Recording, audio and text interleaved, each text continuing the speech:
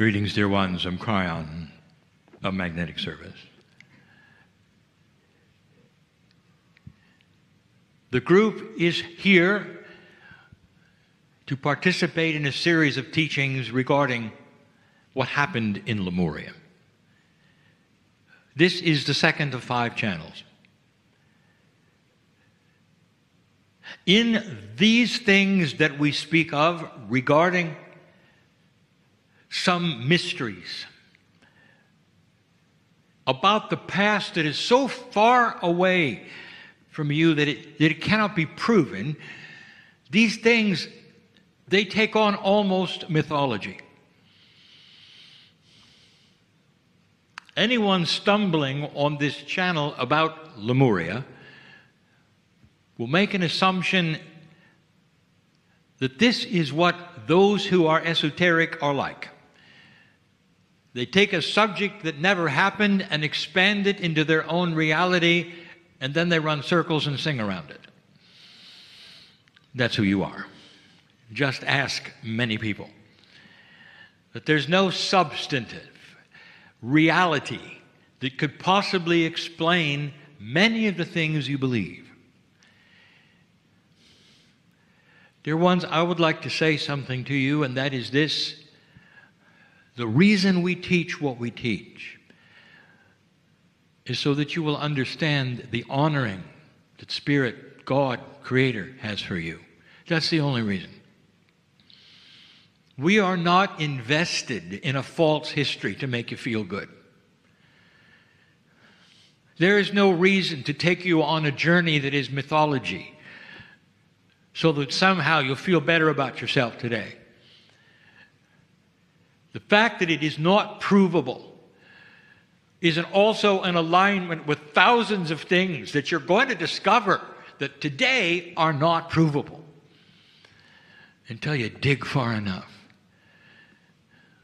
Until geologists have revelations about perhaps what really happened on the planet instead of what you think happened based upon what you see and assume.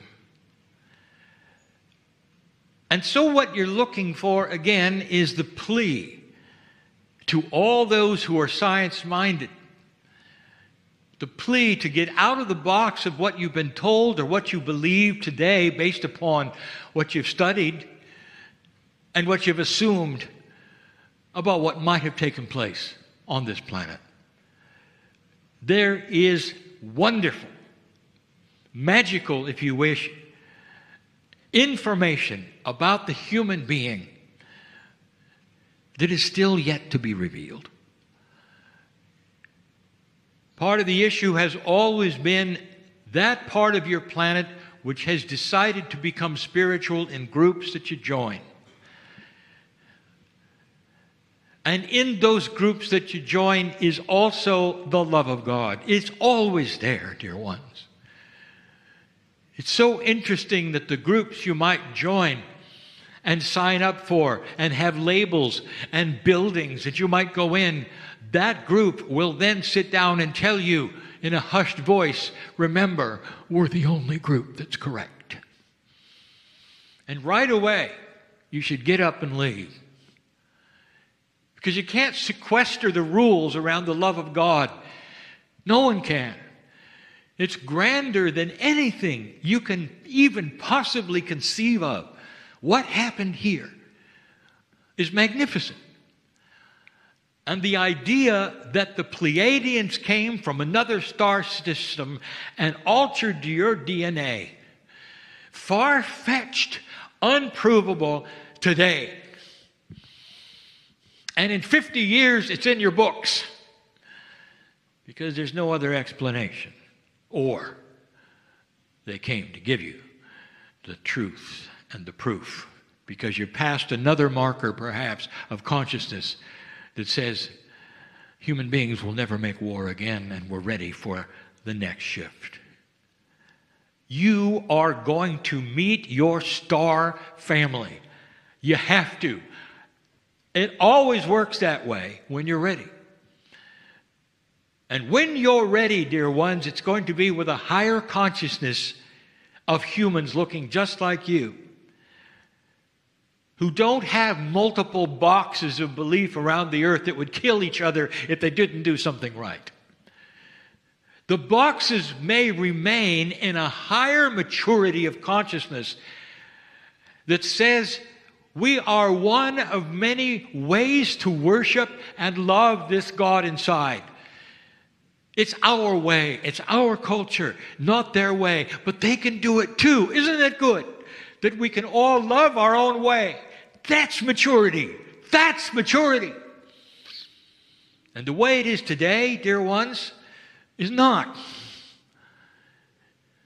The love of God exists in almost every belief system on this planet, and that is why they cling, each of them, cling to the fact that they're the only one who's right because they have their miracles. And if they looked around, the others would have their miracles. And if they looked around, they all have their miracles, because this is how you're treated, dear ones, with honor and beauty and the ability to have good things and benevolent things in all the boxes of religion. They don't look around enough to know it's everywhere, but they will someday.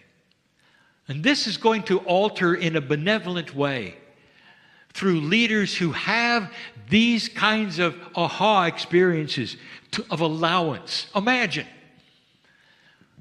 Take the leader, for instance, of the biggest belief system on the planet.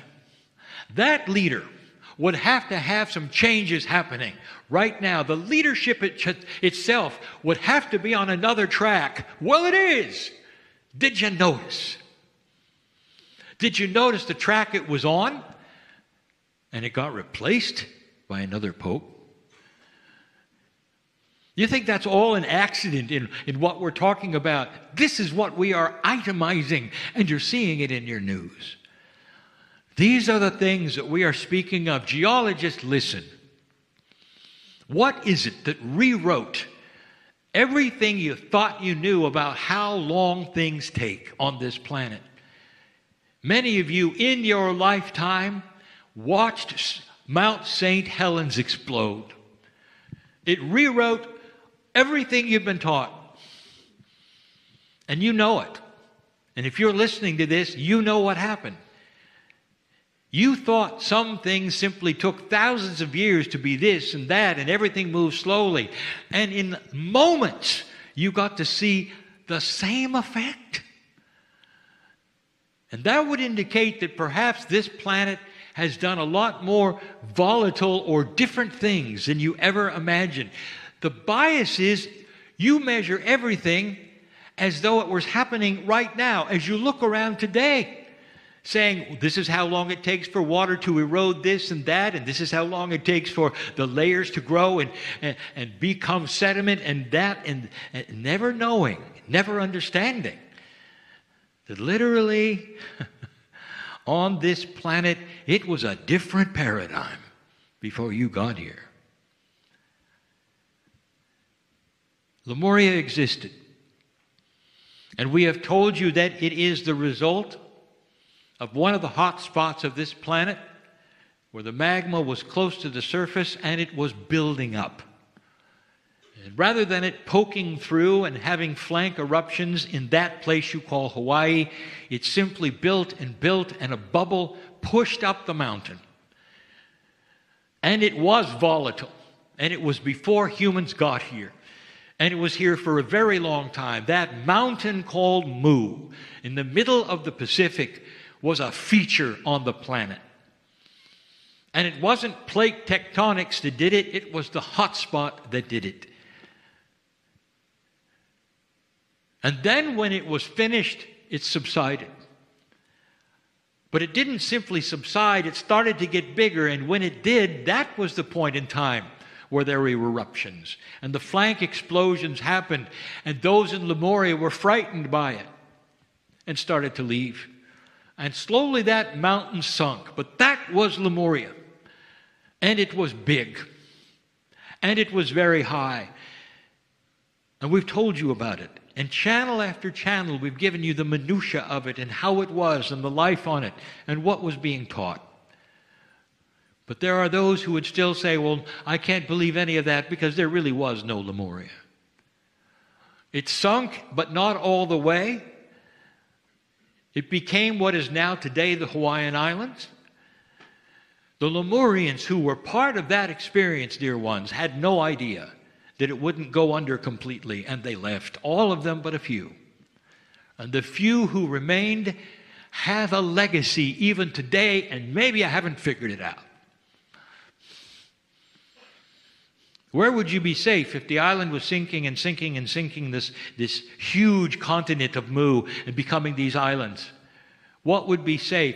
It would be in the valleys and the crannies as far back in as you could get. As the ocean started to encroach upon your beaches, you would retreat to that was your mountains, which then became the shore again, and over and through a long period of time. But you would survive, and you would survive, and you would survive. And the ones who survived the most were on Kauai. Today, Kauai, dear ones, is protected. It's protected from invasion. It's protected from, let us say, inappropriate use. It's protected in so many different ways. Did you see that with Aniki? Did you even pay attention? How many storms have you seen take a right angle at the last minute? Go to a place and scrub it, and when it's done, then leave. Floridians, you know about storms. You know tracking. You know the potentials. You know what the climatologists will tell you, where it's going. It doesn't simply sit offshore, take a right angle, and come and hit you. That's what happened with Kauai. There have been many times in history where pieces and parts of that sacred island remains of Lemuria were protected, and that's one of them. Of all of the Hawaiian Islands, dear ones, that is the most Lemurian. Ask Melihaw, who died there. There are some mythological creatures that they tell about in the ancient Hawaiians, in those crannies, in those places where tourists cannot go, even today on the ocean. They're on one of the famous coasts. It's so beautiful. You ever heard of the Menehune? They are the Pleiadians. They're the remains. And they were mystical because they still had the magic. And they remained and remained and remained for such a long time that even today, the Hawaiians will talk about in the valleys of the Menehune. There is no proof that the mountain of Lemuria existed. Geologists, if you could go down onto the sides of that sunken mountain, you wouldn't have to go that far, maybe 600 to 700 feet. You want to go more than 400 because you want to get below the lowest sea level recorded in your history. You want to get hundreds of feet below a time when any history ever said there was sea there. A time when you believe it was always ocean. And then there's something about lava. It preserves things. If you drill in the right place and you can get through the sediment that has gathered on those shelves for thousands of years, if you had that ability and you could drill, you'd find it. You'd find plant life which shouldn't have been there. Preserved, not oil. Preserved, because that's what lava does. It encompasses things and they stay as they stay. And perhaps there will be a technology where someday you will be able to look inside these things and say, there are structures, there's history before history. It looks like this used to be pushed up higher. And if that occurs, dear ones, and you're around to hear it, I want you to remember this channel today. Maybe, just maybe, the things we speak of that magnify that which is a human being are right and true and accurate and not mythology and not meant simply to entertain those who you call New Age. Science is going to start catching up with things that used to be eye-rolling, and it begins now. The difficulty you're going to have, dear ones, is that it will not necessarily get to your schools.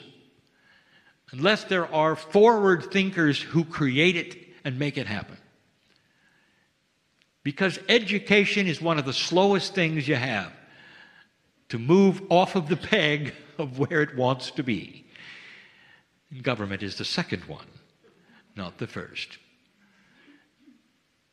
So you have a job before you. And the old souls in the room, some of you know who I'm speaking, will have this job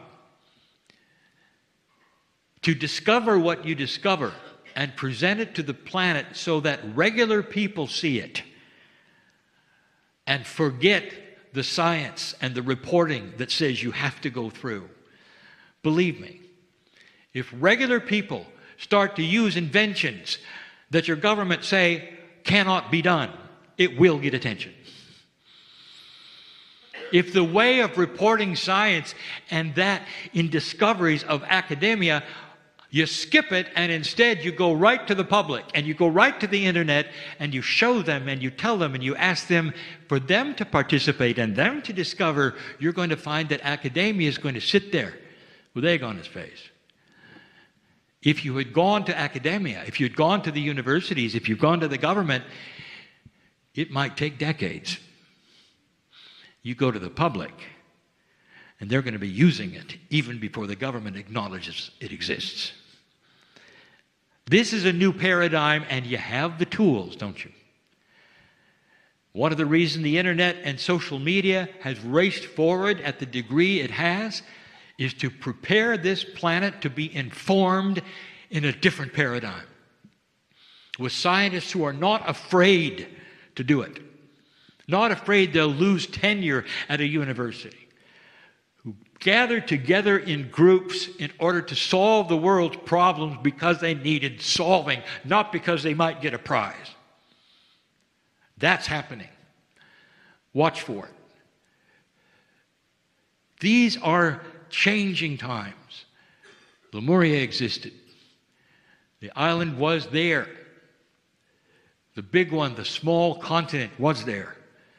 And there's so much that was beautiful that happened upon it. You're a very, very young society. And you're just now coming out of a dark age, dear ones. And you're going to see changes, and we've told you, that may surprise and shock, and yet an old soul may sit back and smile and say, here it comes. The beginning of the beginning. We'll tell you more, but later. And so it is.